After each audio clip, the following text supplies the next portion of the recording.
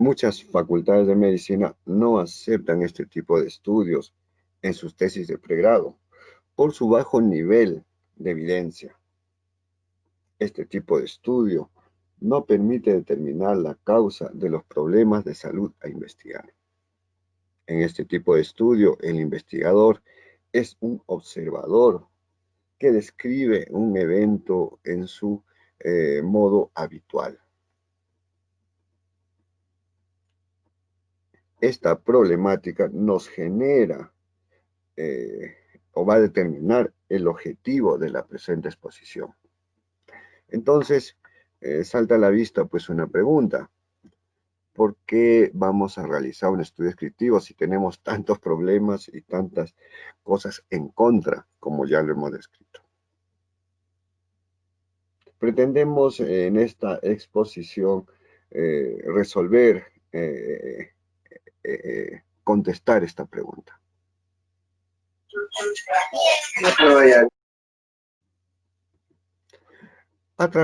Iniciaremos en esta primera parte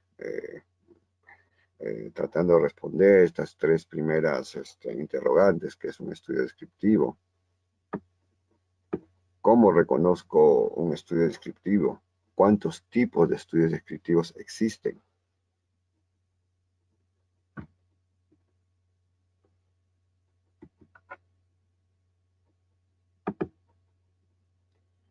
La definición de un estudio descriptivo es la que ustedes observan eh, eh, eh, en la transparencia. Son estudios epidemiológicos que tratan, como ya sabemos, de describir enfermedades, ¿no? Es un estudio observacional en el cual, como ya hemos mencionado anteriormente, el investigador solo observa un evento en su condición habitual, ¿no? No interviene, no hace ningún tipo de intervención sobre el factor de estudio. Entonces, un estudio descriptivo es un estudio epidemiológico observacional donde el investigador solo observa y describe un evento. Esa es la definición de un estudio descriptivo. ¿Y cómo vamos a reconocer un estudio descriptivo? Y ese es el siguiente paso que vamos a seguir. ¿Cómo reconocemos un estudio descriptivo? Tanto para poder nosotros proponerlo como nuestra metodología en nuestra investigación, o también cómo reconocerlo en la lectura de un artículo original. ¿Cómo sabemos que se trata de un estudio descriptivo? Bueno, para esto debemos contestar también algunas preguntas. Algunas preguntas. Y la primera es definir, pues, si este estudio epidemiológico, ¿no? Es observacional o experimental. Y esto se hace a través de la respuesta de la siguiente pregunta. ¿El investigador interviene? ¿Existe intervención por parte del investigador? Si es sí, estamos frente a un estudio experimental. El investigador va a experimentar en uno de los grupos de su estudio. Si la respuesta es no, estamos frente a un estudio observacional en el cual el investigador solo va a observar sin intervenir. Entonces, los estudios epidemiológicos se dividen en dos grandes grupos: los observacionales y los experimentales, a partir de la respuesta de ¿existe intervención? Sí o no. Si es experimental, no hay forma de que sea descriptivo, porque los estudios descriptivos están dentro de los estudios observacionales.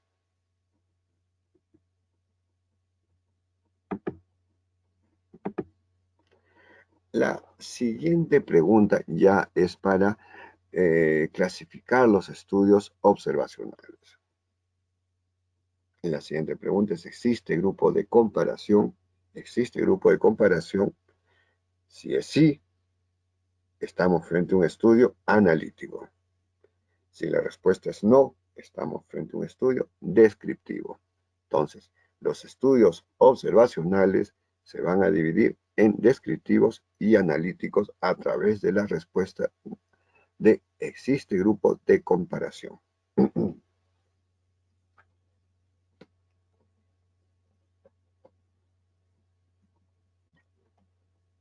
Un, un error observado frecuentemente en los proyectos de investigación es que colocan que se trata de un estudio analítico y al indagar el por qué, refieren que es porque existe análisis estadístico. Esa no es la definición de un estudio analítico. Un estudio analítico es aquel estudio observacional que tiene un grupo de control o de comparación.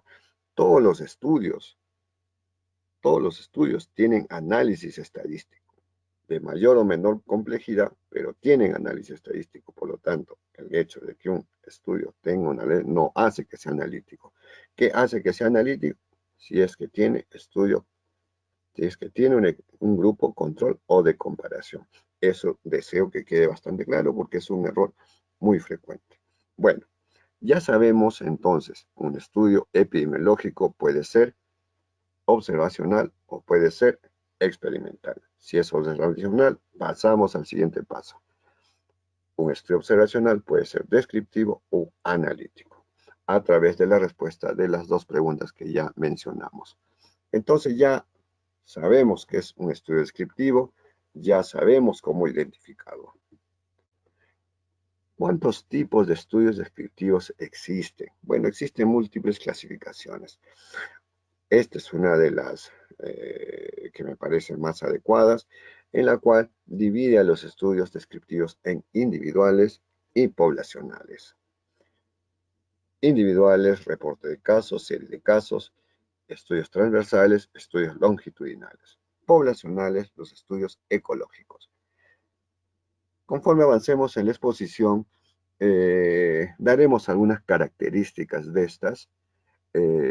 estos tipos de estudios.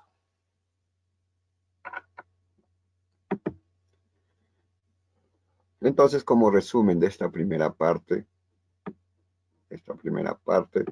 de la exposición, rápidamente diremos, los estudios epidemiológicos se dividen en dos grandes grupos, observacionales y experimentales, a través de la respuesta a la pregunta, ¿existe intervención? Si existe intervención, experimental. Si no existe intervención, observacional. Los observacionales, a su vez, se dividen en dos grupos, descriptivo y analítico, a través de la respuesta a la pregunta, ¿existe grupo de comparación? Si existe grupo de comparación, analítico.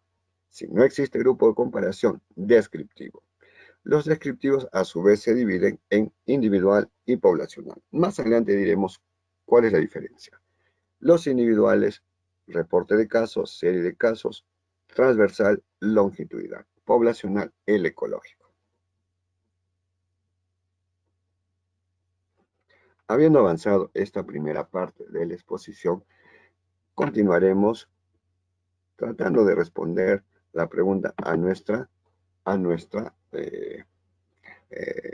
objetivo inicial de esta presentación.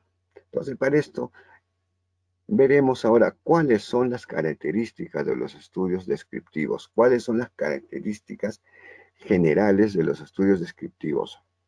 Debo mencionar que esta presentación no pretende describir, pormenorizar cada uno de los tipos de estudio, porque nos llevaríamos bastante tiempo en esto y como vimos, no es el objetivo de la presentación. Pero sin embargo, daremos características generales de todos los estudios descriptivos. Y vamos empezando con este. Vamos empezando con este tipo con las características en forma general de estos estudios. Al igual que nosotros no nacemos y salimos corriendo del vientre de la madre, sino que pasamos todo un proceso en el cual primero gateamos, nos paramos, nos caemos, iniciamos a caminar lentamente, tropezamos, luego caminamos mucho mejor y al final corremos. Es todo un proceso. Igual, el investigador debe seguir un proceso de un proceso a través del cual va mejorando sus cualidades como investigador, sus habilidades como investigador. Los estudios descriptivos son el primer paso que debe dar un investigador. Es el primer paso, es como gatear. Entonces es imposible no hacerlo. No debemos desesperarnos, pues no desesperarse por hacer grandes estudios, ensayos clínicos, estudios de cortes, si no hemos hecho primero estudios de tipo descriptivo.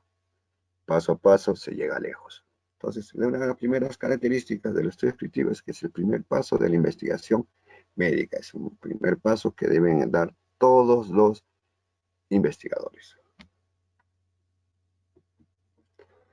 ¿Qué más características de los estudios descriptivos? Que nos permiten describir las características de un problema de salud, nos permite describir las características de un problema de salud, de una enfermedad y de quiénes son los afectados. Nos permite responder 5 preguntas. ¿Quién? Disculpe, 4 preguntas. ¿Quién? ¿Cuál? ¿Cuándo? ¿Y dónde? Y esto se hace más evidente en esta época en la cual estamos soportando una pandemia, ¿no? ¿A quiénes le da la infección por COVID? ¿Cuáles son los síntomas? ¿Cuándo le puede dar? ¿Dónde le puede dar? Son preguntas que se van respondiendo a través de los estudios descriptivos porque son estos los que describen la enfermedad inicialmente. ¿Qué más nos permiten hacer los estudios descriptivos? Nos permiten describir frecuencias, incidencia, prevalencia, mortalidad, valores muy importantes en la epidemiología, en la determinación de morbilidad y mortalidad. Entonces, ¿quiénes nos van a dar estos datos? Son los estudios descriptivos. ¿Qué más nos va a permitir los estudios descriptivos? Nos va a permitir conocer la historia natural de una enfermedad, el curso clínico. Nos va a permitir ver todo, conocer toda una enfermedad desde que inicia hasta su recuperación, a través de sus diferentes estadios de prevención primaria, secundaria, tercera, que ustedes manejan mucho mejor que yo. Entonces, ¿quiénes nos permiten conocer la historia de la enfermedad? Los estudios descriptivos. ¿Qué más nos permiten los estudios descriptivos? Nos permiten generar hipótesis. No nos permiten comprobar. No podemos comprobar hipótesis con estudio descriptivo, eso es bien claro, pero sí podemos generar hipótesis, los cuales más adelante podremos nosotros comprobar con otros tipos de estudios. Con los estudios descriptivos nosotros podemos detectar factores, posibles factores de riesgos, probables factores, plantear una hipótesis y definir si este es realmente un factor de riesgo ya con otros estudios de tipo analítico.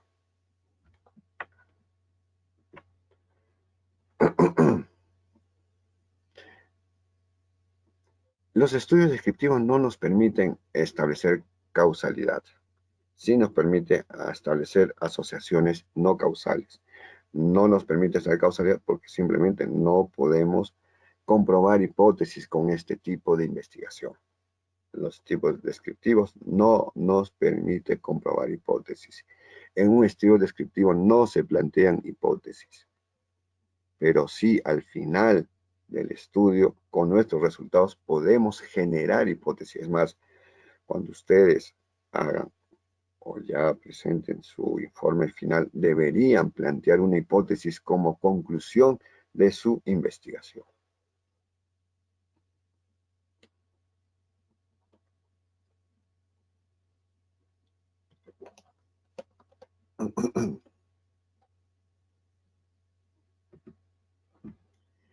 Uno de los grandes problemas de los estudios descriptivos es la subjetividad del investigador. A veces, pues, la ansiedad de conseguir los resultados planteados hace que el investigador cometa errores.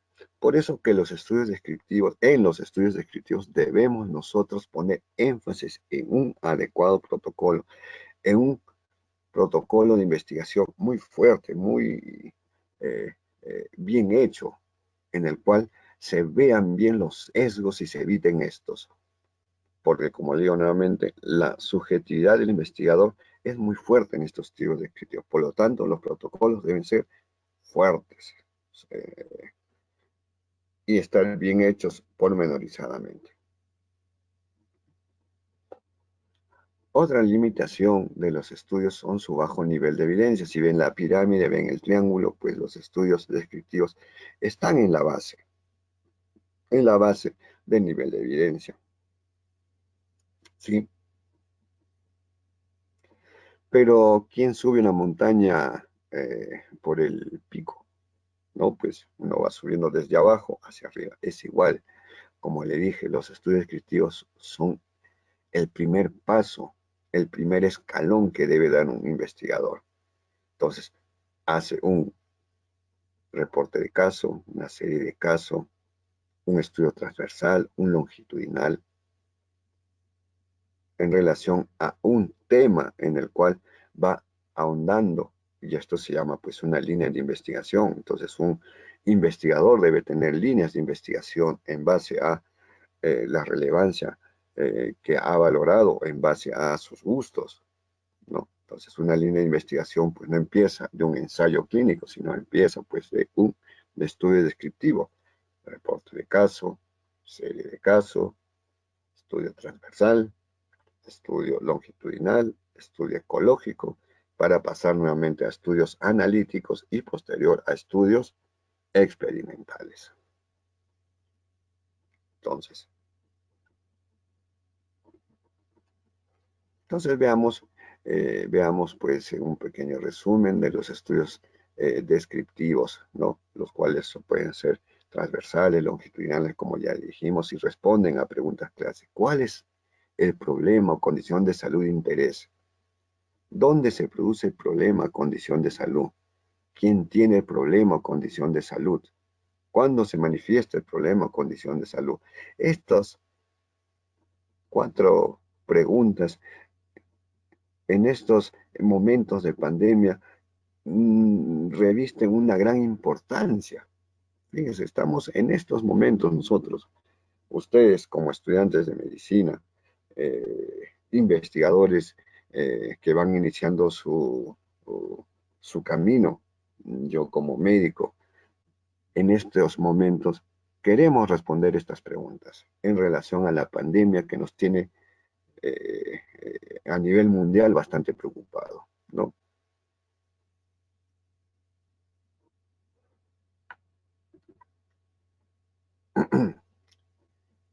Como le dije, todo esto genera pues, todo esto es un camino que se debe empezar poco a poco. Es un camino que felizmente ustedes lo están empezando de estudiante, uno muchas veces lo empieza tardíamente, pero que es muy interesante. Y el primer paso es el reporte de caso, es un primer tipo de estudio descriptivo de tipo individual, bastante individual, porque solo va a describir los eventos de un solo paciente, tratando de escribir tiempo, lugar y espacio. Ojo en esto, un reporte de caso no es igual a un caso clínico que se presenta pues en una discusión en las prácticas hospitalarias. Es totalmente diferente porque en un caso clínico uno describe casi todos los resultados de laboratorio, toda la evolución, todo el tratamiento. No, un reporte de caso, como la mayoría de las investigaciones, tiene un objetivo bien planteado. Si toda investigación se plantea un objetivo, se hace la investigación y se llega a conclusiones. Se plantea una pregunta y se llega a una respuesta. Entonces, el reporte de caso no es igual que un caso clínico, sino que un reporte de caso tiene un objetivo bien definido al cual se quiere llegar a través de la descripción de un solo paciente.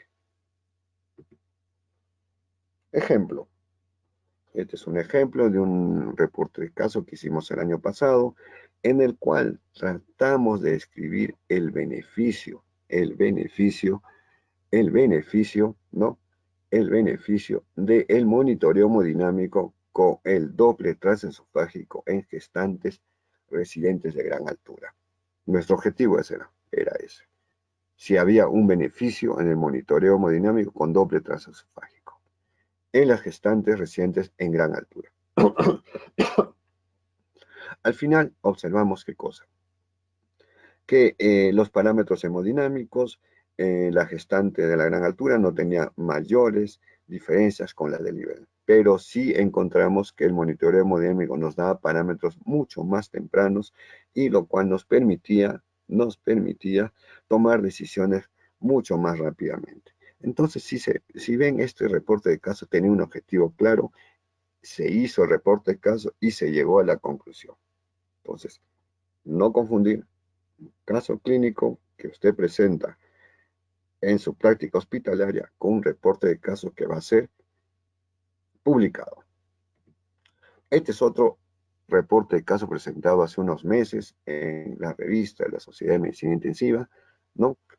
En el cual tratamos nosotros de describir las características del edema agudo de pulmón, ¿no? Y encontramos que la paciente tenía un cuadro gripal previo al ascenso. Entonces, ahí hemos detectado un factor de riesgo que son las enfermedades gripales previas al ascenso. Un probable factor de riesgo que deberíamos comprobar con un estudio mucho mayor más adelante. Pero ya detectamos un probable factor de riesgo, el cual era el objetivo del presente reporte de caso. Entonces, vamos viendo que el reporte de caso tiene objetivos y tiene conclusiones, que no es lo mismo que un caso clínico, como ya lo dije anteriormente. La serie de casos. La serie de casos ya no describe a un individuo, sino ya describe a un grupo de pacientes. Lo mínimo deben ser 10 pacientes con la misma enfermedad, el cual se va describiendo. Igualmente tiene un objetivo, el de describir pues un evento nuevo, describir resultados de alguna situación que se está generando. Uno de los ejemplos, y uno de los ejemplos mucho uno de los ejemplos muy conocidos de una serie de casos es pues la que se hizo en el año 81, el cual se describe a jóvenes homosexuales previamente sanos que tenían o presentaron sarcoma de Kaposi. Posteriormente a esta serie de casos y las investigaciones que se hacen, se comprueba que estos pacientes tenían una alteración inmunológica a través de la disminución de los linfocitos TCD4. Entonces ustedes ya deben estar imaginando de qué enfermedad se trata. Entonces fíjense acá, en Lancet en 1981 se reportan 8 casos de homosexuales con sarcoma de Kaposi, o hombres homosexuales con sarcoma de Kaposi, ¿no? En Lancet, 8 casos. Las investigaciones posteriores dan a conocer que se trata de pacientes con infección con HIV. ¿Cómo empezó la investigación en la infección de HIV? A través de un reporte de serie de casos, de una serie de casos. Entonces, fíjense pues ustedes que los estudios descriptivos pues inician todo un camino, permiten detectar nuevas enfermedades, nuevos eventos, nuevas características. ¿Qué es el primer paso? Porque si hubiéramos quedado en la descripción de esos 8 casos, no hubiera avanzado el conocimiento, pero es el inicio. La punta de la madeja es el inicio de la investigación que nos ha llevado y nos lleva hasta ahora a una investigación grande desde 1981. Ya miren cuántos años han pasado. 40 años, 40 años de investigación, más de 40 años de investigación, ¿no? En lo que es infección por HIV. Y todo se inició con una serie de casos. Esta es otra serie de casos que hemos presentado juntamente con su compañero Julio Cherry de Cerro de Pasco, ¿no? en el cual describimos los valores de las gasometrías en dos poblaciones a diferente altitud, ¿no? Nuestro objetivo, ¿cuál era? Nuestro objetivo aparentemente era algo lógico, que la gasometría del nivel del mar y de la altitud son diferentes. Es algo lógico, pero lo lógico no, muchas veces no está publicado. Hay que publicarlo, hay que hacerlo evidente. Lo lógico hay que hacerlo evidencia. Y ese fue nuestro objetivo en esta serie de casos. Y pues encontramos pues que sí, nuestros valores son diferentes a los de nivel de mar y conforme uno va avanzando en altitud, nivel de altitud, estos valores se van cambiando mucho más, pero es en personas sanas, personas sanas. Entonces, esto va a generar una línea de investigación que estamos siguiendo, ¿no? En lo que es los valores de gasometría arterial en la altura. Pasamos a otro tipo de estudio, los transversales. Los transversales, como la mayoría de los estudios descriptivos, no nos pueden generar, no nos genera causalidad, porque describen tanto la exposición como el desenlace en el mismo momento, en el mismo momento, en el mismo momento. Entonces no nos puede dar, dado que es un solo momento, no nos puede comprobar la relación causa-efecto, no hay causalidad. Pero como dije anteriormente, sí nos permite describir, ¿no? Nos permite describir probables factores de riesgo, probables factores de riesgo.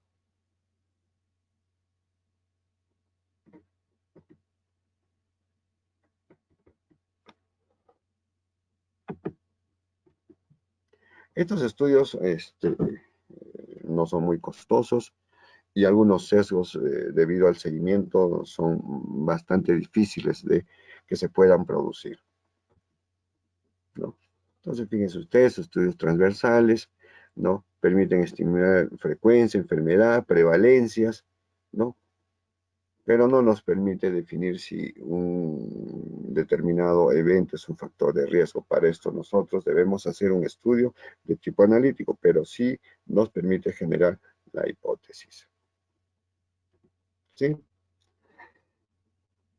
Por ejemplo, ¿no? Por ejemplo, nosotros a través de un estudio transversal podemos describir a las gestantes de la altura. Y es un trabajo que estamos haciendo y estamos presentando. Entonces, describimos por 10 años las gestantes de la gran altura y detectamos que la hemoglobina de estas pacientes de la gran altura que cursan con preeclampsia son mayores a 14.5. Entonces ya detecté que la aumento en la hemoglobina por encima de 14.5 es frecuente en las gestantes de la altura que hacen preeclampsia. Pero yo no puedo decir con este estudio transversal que este es un factor de riesgo para preeclampsia. Eso tengo que probarlo con un estudio de tipo analítico. Pero ya detecté, a través de un estudio transversal, ya detecté un probable factor de riesgo y puedo yo generar una hipótesis. Mi hipótesis, ¿cuál sería? Que la hemoglobina mayor de 14.5 provoca preeclampsia grave en las gestantes de la gran altura. ¿Cómo lo pruebo? A través de un estudio analítico. Pero ¿cómo empecé todo esto? Con un estudio descriptivo de tipo transversal.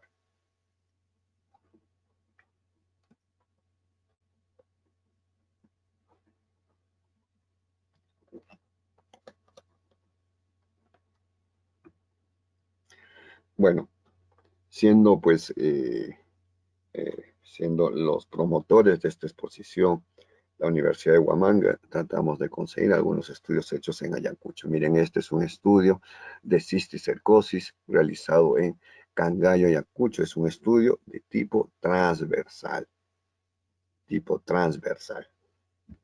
Veamos qué más se ha hecho por acá. Este es un estudio de prevalencia de enteroparasitosis. también en Ayacucho, ¿no? También es un estudio de tipo transversal, un tipo de estudio transversal. Este es otro estudio de tipo transversal en el cual se trata de escribir algunas características durante el parto. Durante el parto. Este fue hecho en Ayacucho como en otras ciudades del Perú. Este es otro estudio transversal en el cual se busca factores asociados a la homofobia en estudiantes de medicina de 11 universidades peruanas. Aquí debo mencionar la participación de Dercy Centeno Leguía, alumna de su facultad, de la Facultad de San Cristóbal de Huamanga, de la Universidad Nacional de San Cristóbal de Huamanga, y miembro de la Sociedad Científica de los estudiantes de medicina de esta facultad. Entonces, Dercy Centeno Leguía, vaya un fuerte saludo y una felicitación a usted por estas 2 investigaciones y por las 7 más en las cuales usted ha participado. Esto es un buen aliciente hacia uno como profesor, como investigador, que esto va a continuar. Este es otro estudio realizado también en Ayacucho, en el cual se trata de buscar infección de hepatitis en familiares portadores. También es un estudio transversal. Entonces, se dan cuenta ustedes que la publicación de los estudios transversales es bastante frecuente en las diversas revistas de investigación. Pasemos a otro estudio, los longitudinales. Los estudios longitudinales solo tienen una población de estudio. Ya dijimos que los estudios descriptivos se caracterizan por tener una sola población, no tener grupo de comparación, no tiene grupo control. Pero a esta población se le mide la variable en 2 momentos. Se mide la variable en 2 momentos. Por ejemplo, quisiéramos saber cómo se comporta la saturación de oxígeno en la altura en las gestantes, ¿no? Entonces, única población gestantes de la altura. Variable, saturación de oxígeno. Y lo mido en 2 momentos. Lo mido en el primer control prenatal y antes del parto. Este es un estudio longitudinal. No hay grupo de comparación, pero la medición de la variable a investigar se hace en 2 momentos, como mínimo. Se puede hacer en muchos más momentos, pero como mínimo en 2 momentos. Este es un estudio longitudinal, que no son muy frecuentes. Por ejemplo, este es un estudio mexicano en el cual se trata de valorar en 2 momentos la relación entre la obesidad y la actividad.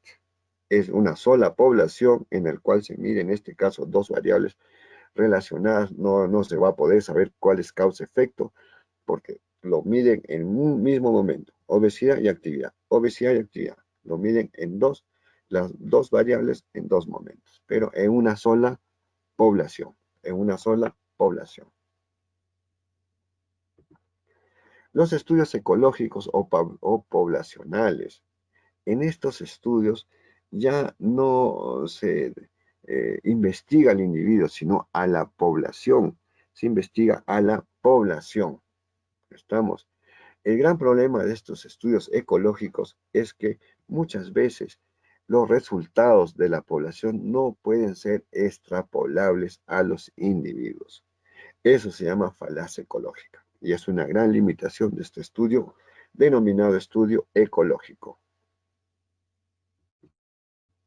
Este es un estudio ecológico realizado en México acerca de labio y paladar hendido y factores sociodemográficos. Los estudios ecológicos muchas veces se hacen de base de datos ya realizados con anterioridad, muchas veces con otros objetivos. Entonces se toman base de datos ya eh, presentes, base de datos que ya existen y analizando esto a base de datos de poblaciones ya definidas, se llegan a resultados.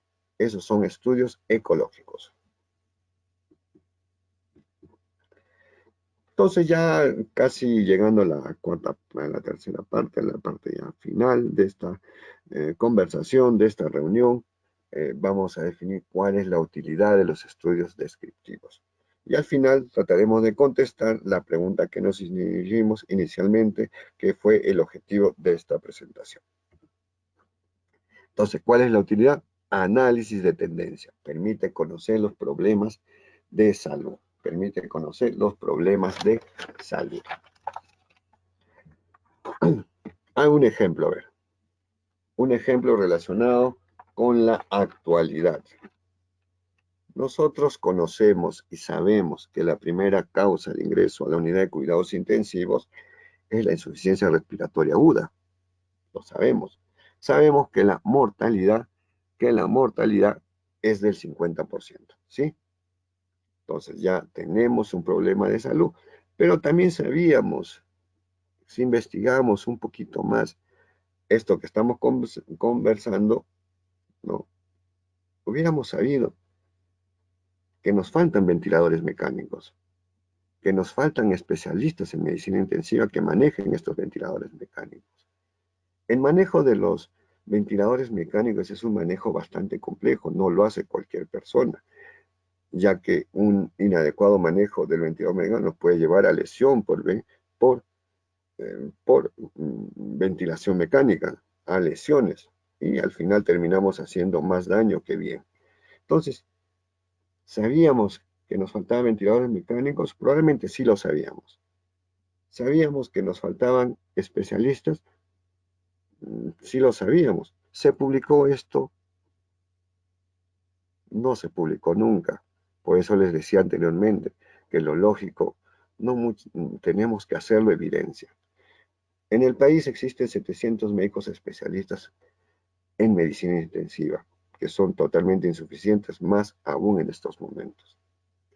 Entonces, si hubiéramos conocido este problema de salud, hubiéramos podido pasar al siguiente paso, que es la planificación de los cuidados. Entonces, si hubiéramos sabido, hubiéramos publicado esta investigación que estamos planteando en este momento, hubiéramos dado una solución a esta problemática, hubiéramos administrado los servicios de salud, hubiéramos buscado comprar más ventiladores mecánicos, hubiéramos intentado tener mayor número de médicos especialistas, lo cual ya es imposible en este momento. Es imposible en este momento. Por lo tanto, pues la situación de salud que debemos enfrentar en estos momentos es terrible. ¿Qué más? ¿Para qué más nos pueden servir los estudios descriptivos? Para, como eligen, no probar, pero sí generar hipótesis, los cuales puedan ser probados con estudios de tipo analítico.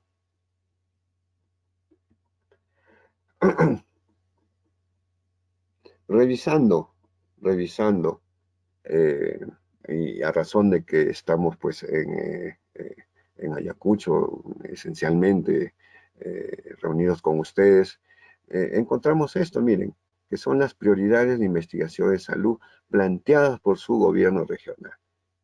Entonces, ¿cuáles son las prioridades de investigación de salud de Ayacucho? Nutrición crónica infantil, anemia, mortalidad materna neonatal, tuberculosis, cáncer de cuello uterino, salud mental, gestión y desarrollo de recursos humanos. Entonces me puse a buscar cuántos estudios se habían hecho en relación a estas prioridades de salud. Y solo encontré este estudio realizado por la Universidad Nacional Agraria, que trata un poco de lo que es la nutrición. Esto va a generar un comentario más adelante. Entonces ya llegamos al final. ¿Por qué realizar un estudio descriptivo? Trataremos de responder esto. ¿Por qué? Porque nos permite realizar el primer acercamiento a la investigación clínica de un problema de salud. ¿Por qué más deberíamos hacer estudios? ¿Por qué más deberíamos hacer estudios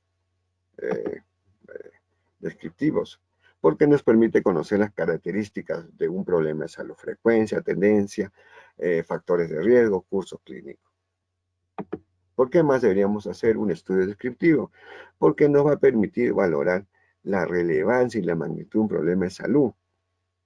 si nosotros pues definimos prevalencia, incidencia, mortalidad, tendremos lo que es la relevancia de los problemas de salud, ¿no? Probablemente esas prioridades de investigación están en relación a eso. ¿Por qué más?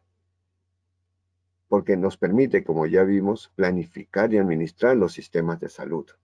Es muy importante en la toma de decisiones, ¿no?, de las autoridades en lo que es el sistema de salud. Por lo tanto, pienso yo que las universidades y nosotros como sociedad científica deberíamos apoyar en la investigación de estas prioridades de salud para que se tomen adecuadas decisiones posteriormente. ¿Por qué más? Porque nos permite tener información necesaria. ¿Quién no sabe, quién no ha hecho investigación que para tener la muestra de comparación necesitamos la prevalencia? Y la prevalencia la conseguimos a través de estudios descriptivos y nos permite generar hipótesis. Entonces, con esto, pues estamos concluyendo y termino yo con esta última transparencia en la cual generamos algunas recomendaciones. La primera recomendación, pues, es hacer estudios descriptivos de los principales problemas de salud de su comunidad, usando como guía las prioridades regionales de investigación, ¿sí? Esa es una de las primeras recomendaciones. La otra recomendación, y que quiero incidir en esto, que el objetivo de la investigación, señores, y eso siempre lo repito, el objetivo de la investigación es generar conocimiento, pero conocimiento de relevancia, conocimiento que mejore el bienestar de nuestra población, que genere, mejore la calidad de vida en la sociedad. El objetivo de la investigación no es pues hacer muchas publicaciones. Oh, mire, soy lo máximo, hago 1000 publicaciones al año. No sé cómo lo hago, pero saco 1000 publicaciones. Eso no sirve de nada, señores, si estas investigaciones no generan una mejora en la calidad de vida de nuestra sociedad. Y para finalizar, recordarles que el médico está para servir y no para servirse de la medicina en su beneficio personal. Muchas gracias. Espero haber contestado la pregunta que nos planteamos inicialmente y estoy ya no para conversar con ustedes. Muchas gracias.